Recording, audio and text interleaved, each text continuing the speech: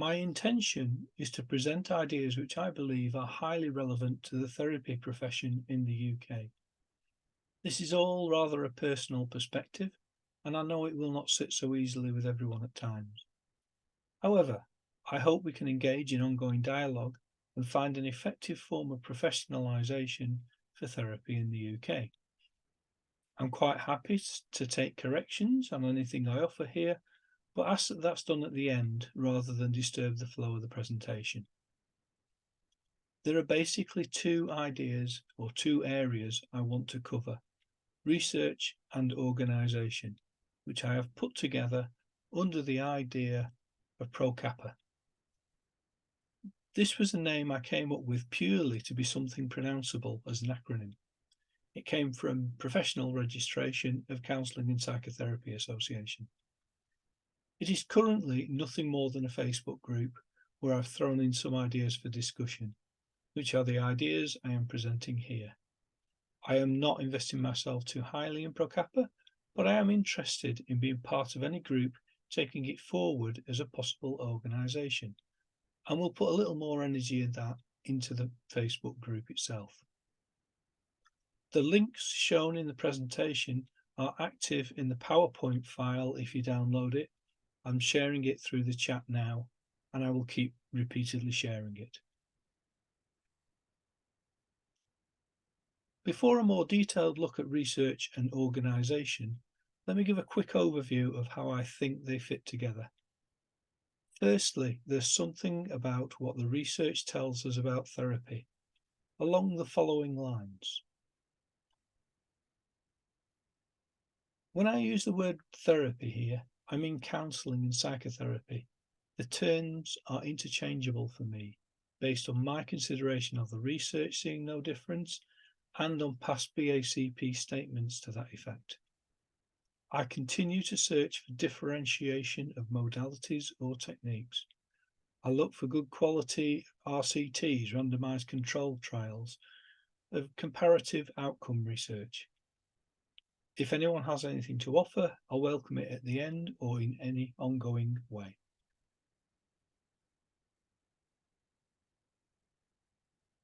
I see the research saying something about the mix and balance between relationship and defined techniques or treatments.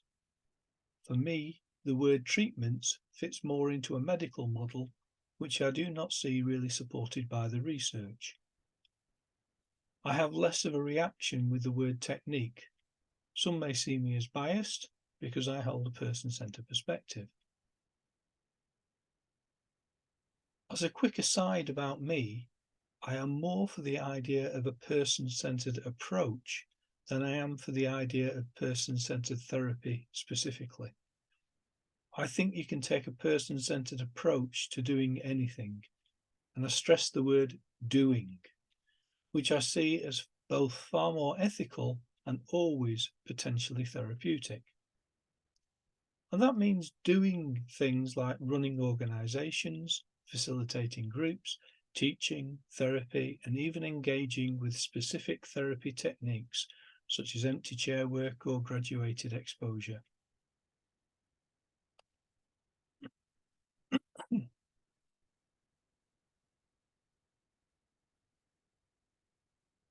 From where I am then, I see this mix and balance between relationship and technique as one between being and doing, as the person-centered words go.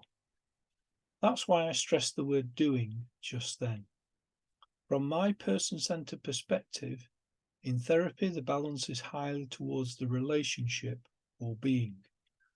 Other modalities may consider the balance as more towards the specific techniques or doing, but I don't think it really shifts too far. I think and hope that the training in most modalities covers both being and doing. I see the research as offering a core model of what therapy is. Validly being is about morals and ethics, whilst validly doing is about competently executing, or more accurately, effectively engaging with defined techniques. On the next slide, I'm going to shift these columns into being rows across the screen because it fits better.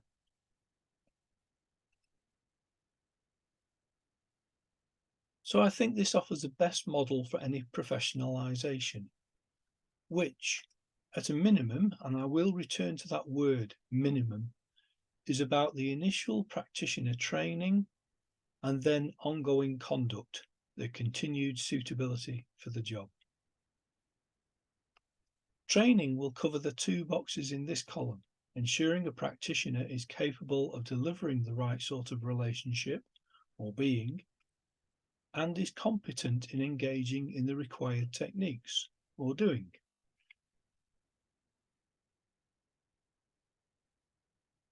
From then on, the profession wants to help ensure that a practitioner's ongoing conduct is acceptable. If something happens, which means ticks are questionable, then maybe we are looking at sanctions or even exiting the profession. If training puts us on a register of practitioners, then we face the possibility of being struck off that register. So for me, the research says that practice is largely based on relationship or being, with some techniques or doing maybe being added. Any professionalisation organisation is then about defined training and regulating conformance of practitioners. So that's my overview of how they fit together. So with the overview done, I will now address the research in more detail and then organisations in terms of avoiding corruption and mismanagement in any professional body. The research. Over 10 years ago, there was a possibility of statutory regulation under HCPC, which is when I became more alert to the idea. Some still believe statutory regulation may never happen. What I saw back then was HCPC coming close, with IAPT helping to fuel it. I saw the threat of statutory regulation actually happening. Presently, we have the SCOPED project, and the way it was the way that BACP drove this that saw me quitting BACP a couple of years ago. Those events further drove my studies of the research findings. This is well summarised, I think, by Cooper's Essential Research Findings book.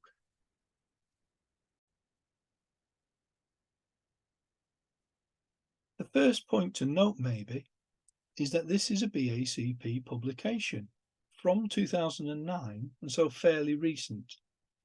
As such, I see it as generally applicable and not just a person-centred perspective.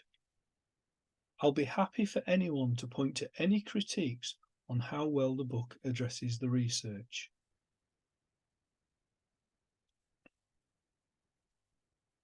I'll relate to two particular research perspectives or meta-analysis findings, that of Lambert's pie and that of the dodo bird verdict.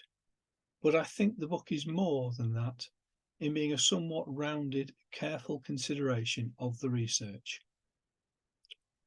And that's along with other texts that I have considered.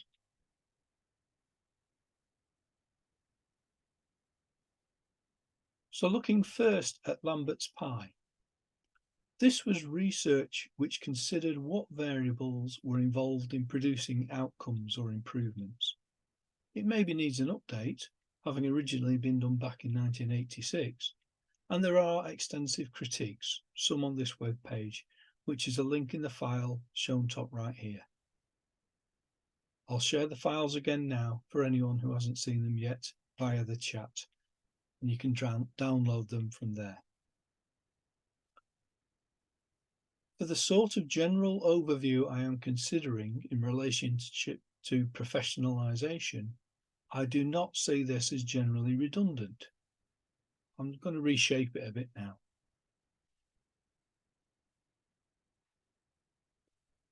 In a generalised view of therapy research, what is basically offered by Lambert's pie is that over the duration of therapy, firstly, the red bit of the pie, 40% of outcome or improvement is not about the therapy itself. So this in part is information coming from where some measurement of improvement over time is made, but maybe no therapy was given, or the client reports other variables taking control. Then the next largest slice of the pie, the blue 30%, is about the relationship between client and practitioner, the being together. This is actually 50% of the outcome of the therapy when we ignore the red. Now I've slotted the green bit in here because it seems to fit between those two to me. Maybe in the RCTs where the treatment as usual group was on a waiting list and therefore had some expectancy. Sometimes though, treatment as usual was about other therapies being available, any other therapy. Also, some might consider placebo to overlap with aspects of relationship, like when a sugar pill is used instead of an actual drug. The figures aren't exact. This is all generalized, which is what I think any overall view of the overall profession needs to be.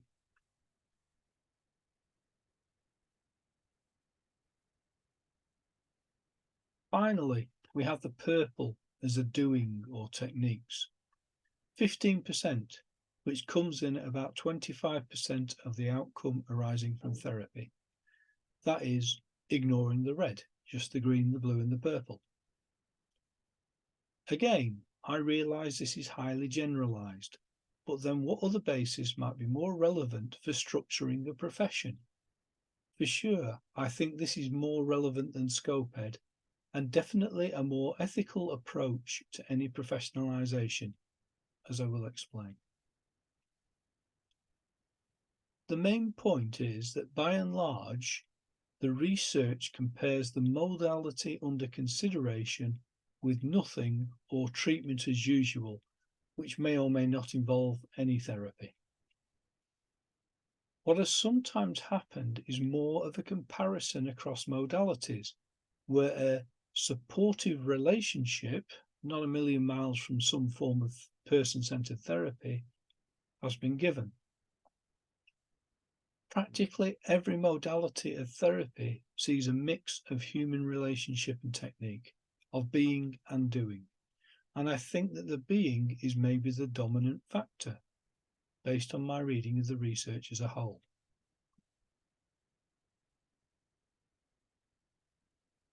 So this is a very rough graphic based on my own interpretation of the research. Basically, I'm going to ignore the red bit with a huge chunk of Lambert's pie that covers in terms of factors outside of therapy. So the benefits of actual therapy obviously shift towards the techniques end of the spectrum.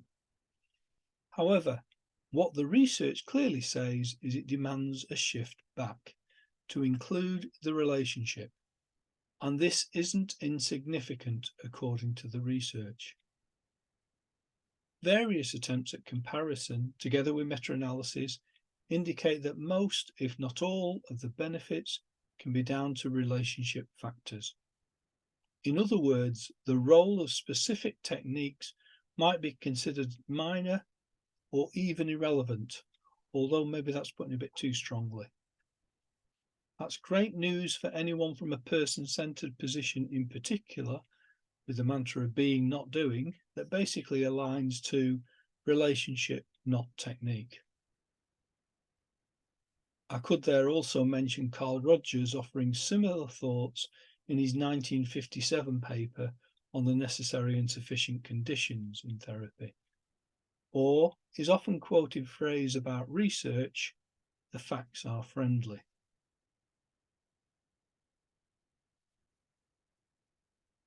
However, I'm happy to believe this is all more complicated than that. So I'm currently holding to a belief in 80% relationship, 20% technique. And that 20% might just be more relationship, according to some modalities, including versions of person-centered therapy. 80-20, with the belief that any relationship is more effective when we make allowances for client preferences. Those preferences might see different techniques as beneficial, aligning with different personality traits and learning styles or whatever in the client. But they may also be the result of the marketing and promotion of those techniques, as I believe help fuel the growth of the client call for CBT, and then for other brands of therapy that have appeared in recent years.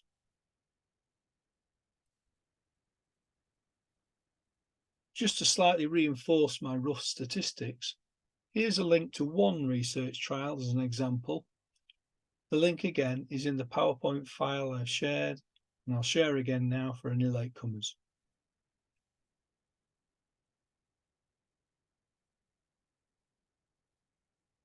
And so I see Cooper's book as offering an overview, arriving at the dodo bird verdict from meta-analyses across such trials. So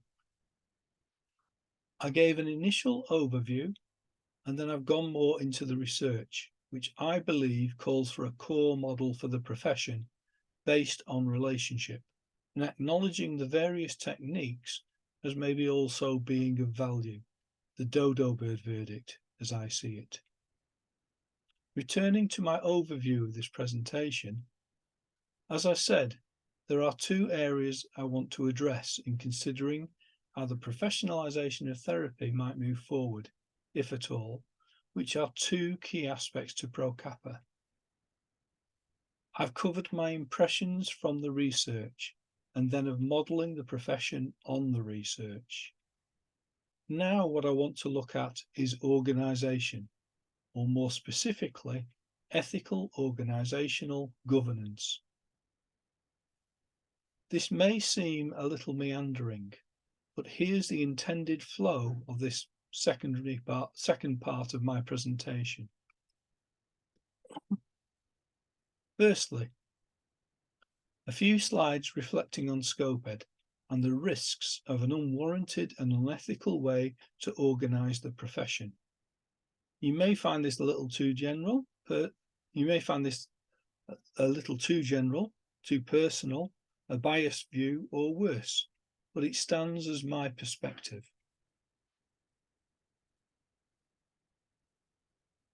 Second, a quick key point on the history of the therapy profession according to Dennis Possel. Third, I introduced Nozick's concept of a minimum state, minimum organisation to help avoid corruption and exploitation. Definitely not what I see in SCOPED. Fourth, in two brief slides, I'll look at the downside of anything other than minimum, the violence, corruption and exploitation we see around us today, financially, humanly, nationally and globally. Fifth, I then begin to focus now on how we, the membership or population, maybe need to be more involved and active, less apathetic, in preventing undue states arising, as I believe is being attempted by BACP and others with SCOPED. And finally, sixth, I introduce sociocracy as a governance system, more actively and transparently keeping a check on any organisation, the more historical organisational governance systems. So firstly,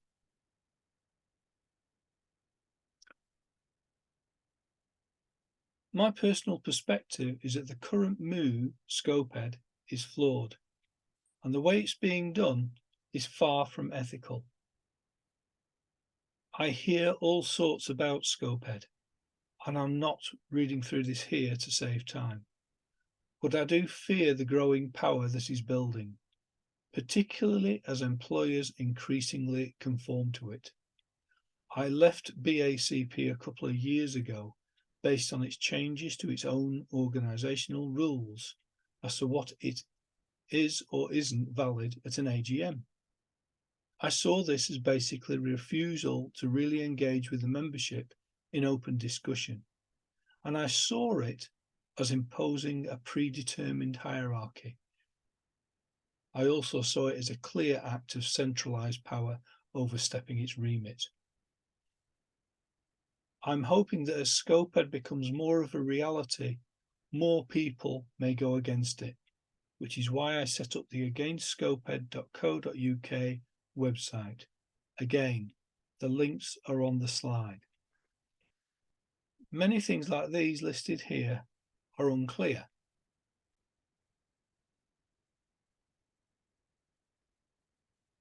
Like I say, many things like these listed here are unclear, although some things are more clear than others. Scoped continues to be based on a hierarchy of columns as initially proposed by BACP, which may well result in wage differentiation. And BACP did this before any open membership consultation.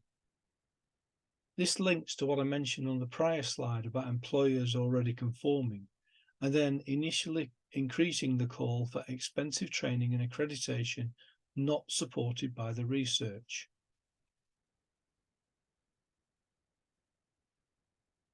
Scoped is being pushed forward by stronger organisations such as BACP, UKCP, maybe drawing other organisations such as NCPS into line, into conformance.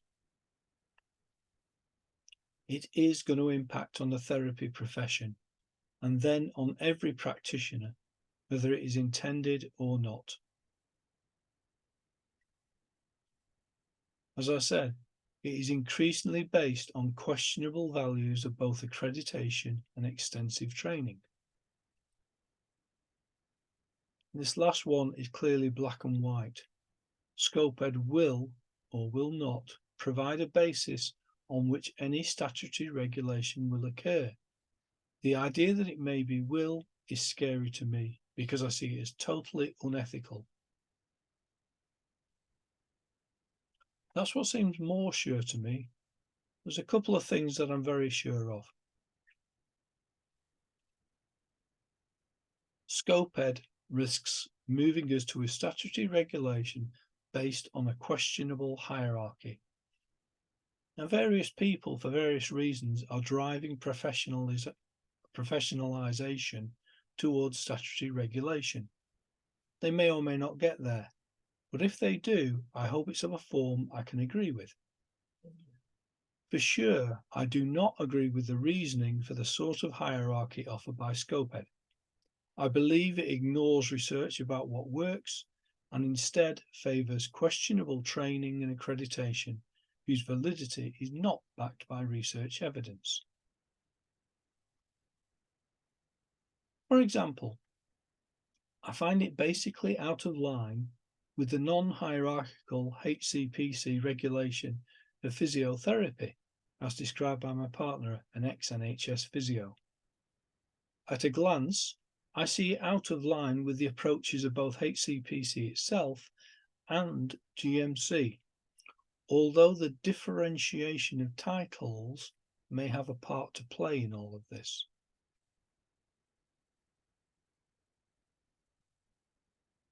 Scoped involves cross-organisational agreement, which is maybe another step towards possible statutory regulation. I've seen various moves towards greater professionalisation, and I see Scoped as notable in terms of cross-organisational agreement, which to me also implies greater risk of statutory regulation.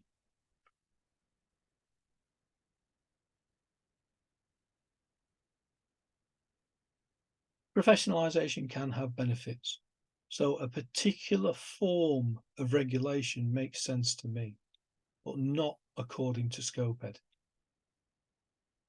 Having observed a court case or two, I appreciate avoiding them if possible, and therefore it makes sense to me to have professional conduct, complaint, mediation procedures available. I actually want regulation of some form, even statutory, but I want something carefully thought out and minimalistic. Minimalistic, as I will explain shortly. And that's not what I see in SCOPED or anything it seems to point towards. So I'm not for SCOPED or anything developed on top of it. More importantly, I am not for what I see as the wielding of centralised power in organisations like BACP, which for me sees a move from being practitioner-focused or practitioner-centred to being profession-centred, and then to a self-serving organisation-centred or centralised power-centred. Again, my person-centred perspective is coming through.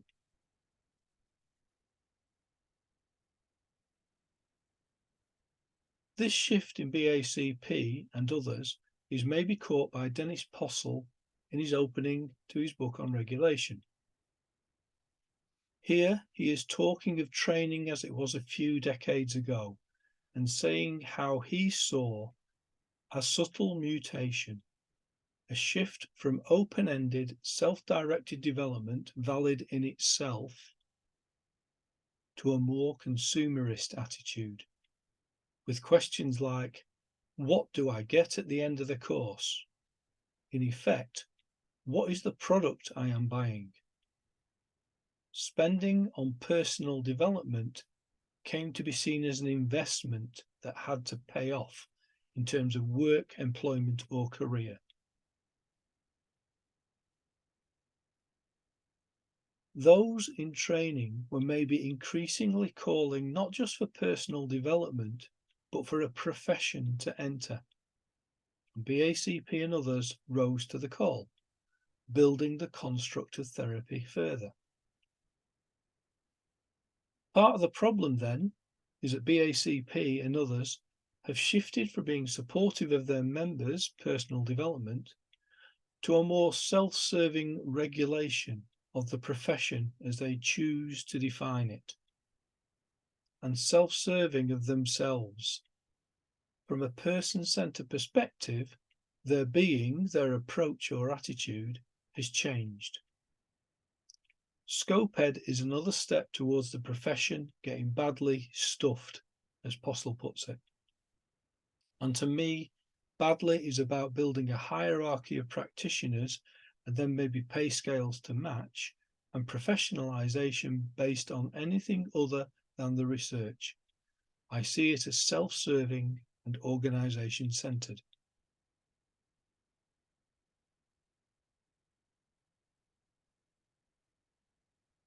Having looked at the flaws in current organisations and their operations, I moved to looking at an alternative way of addressing organisation and professionalisation.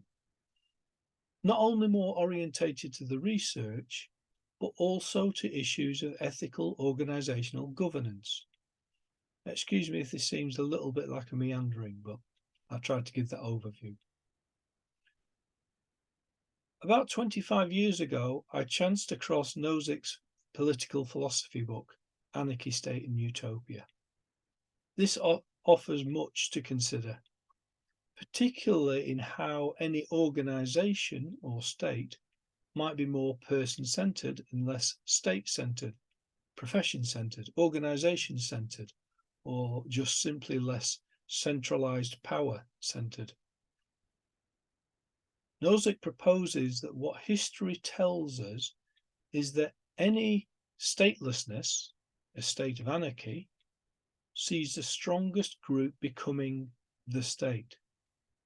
He goes on to argue that the state is most ethical and least corrupt when it is a minimum state. As I said earlier, I'm returning to the word minimum.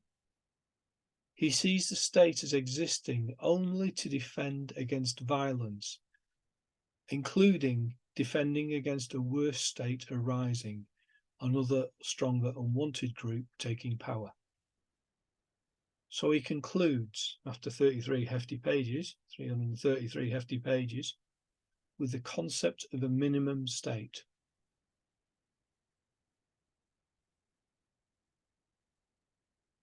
The minimum state treats us as inviolate individuals who may not be used in certain ways by others as means or tools or instruments or resources.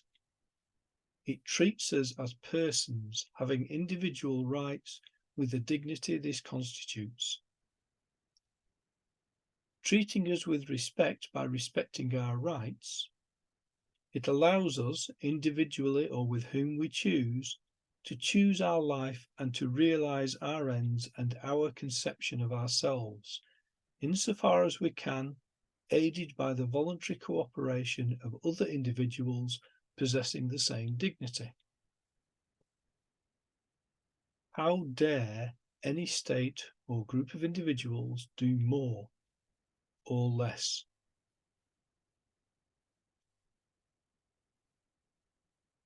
Both the HCPC and GMC offer more of a minimum state than I see Scoped will.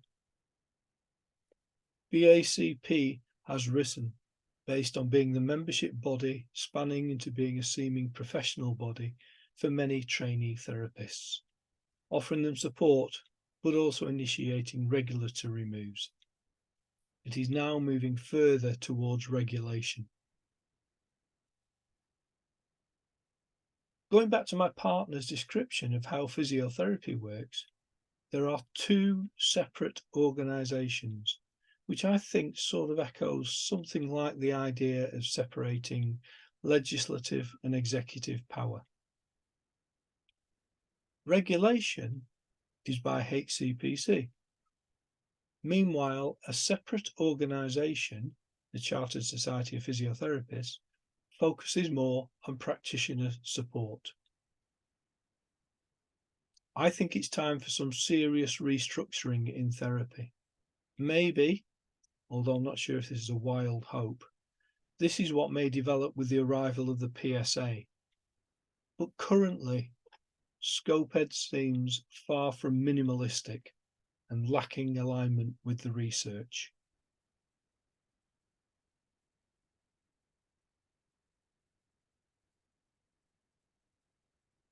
Before Scoped goes much further, and before statutory regulation starts reappearing over the horizon, I think therapists need a different form of membership body, and I'm happy for any existing organisation to adopt the ideas PROCAPA is offering. I think any training and regulatory requirements should be according to a core model based on the relationship, as the research seems to show. But I also believe any organisation should show ethical organisational governance in its workings, which in part means greater transparency, maybe far more than what is currently legally required and seen in many organisations.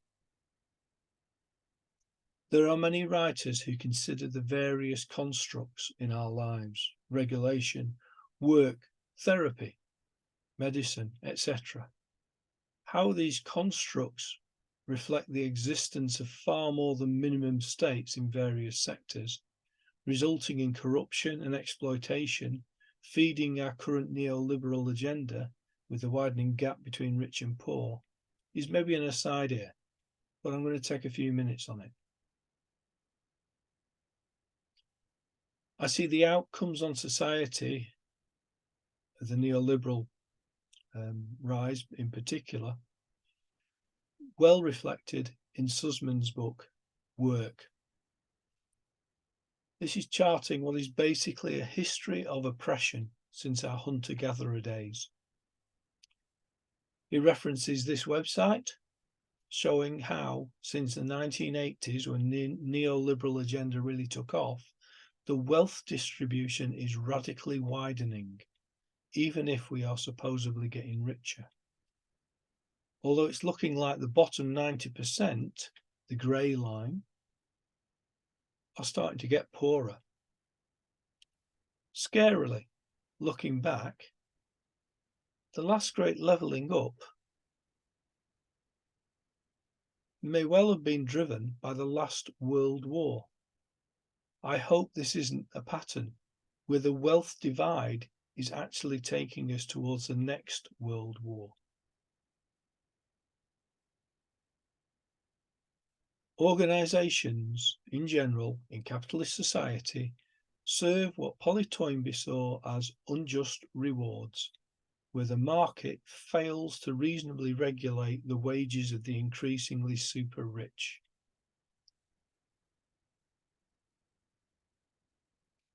Given Polly's from The Guardian, from what may be considered a less politically biased viewpoint, Timothy Snyder's lecture series on the whole of human history leading up to the Ukraine war sees it as little more than a history of enslavement and exploitation. Maybe that pattern I mentioned is repeatedly playing out, but also back to Nozick's sense of the state as the strongest group on an international scale. So how do we stop such corruption, such organised exploitation, such self-centred interest as is generally seen at the top of hierarchical organisational structures? As I've said, one thing to look for is a minimum state or organisational remit.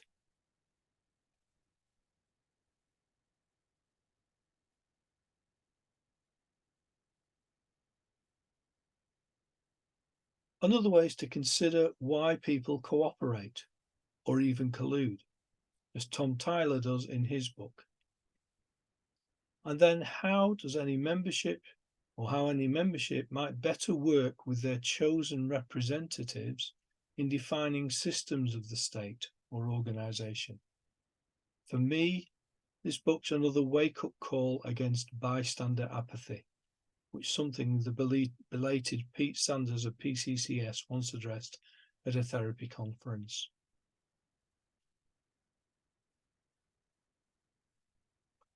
Then, finally, coming to the practicalities of ethical organisation and towards an ending here, the question is how to avoid any organisation, would-be state, becoming self-centred, organisation-centred, rather than membership-centred. How to avoid corruption and exploitation. How to stay minimum. Sociocracy is a form of governance and organisation which works through decentralising power rather than upholding a power and wage hierarchy. It emerged from the person-centred approach via Marshall Rosenberg's development in nonviolent communication, MVC. The book opens with this quote: "What I want in my life is compassion, a flow between myself and others, based on mutual giving from the heart." The focus in sociocracy is on ensuring everyone has a voice, yet it avoids the paralysis in decision-making that can come from some forms of consent. The aim is a far flatter organisational structure. Voting offers a harshness where minority voices can easily be unheard, and key figures can wield undue power. Hence, becoming self-serving or organisation-centred or centralised power-centred. Sociocratic consent allows the voicing of any objections to any proposed development or action. These objections can then be assessed according to overall validity in a far more transparent manner. Systems like sociocracy, holocracy, and others are a serious development in the world of organisational governance.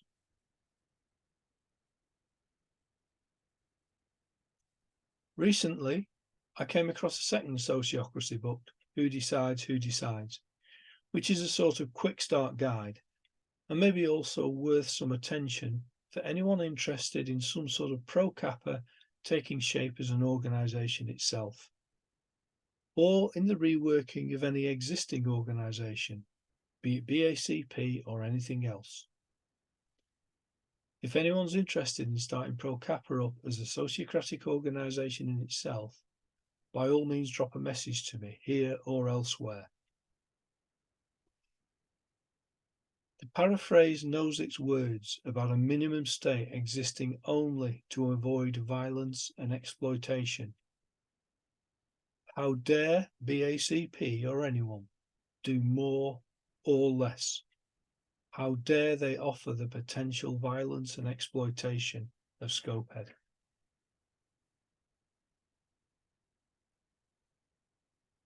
As a quick summary then, PROCAPA is currently a set of ideas presented in a Facebook group for discussion and possible action. Those ideas are informed by the research, well addressed in Cooper's book, Lambert's Pie, The Dodo Verdict, and more, to include a core model for professionalisation based on the therapeutic alliance or relationship. It also takes account of Nozick's conception of a minimum state, and then using organisational governance methods like sociocracy to avoid corruption.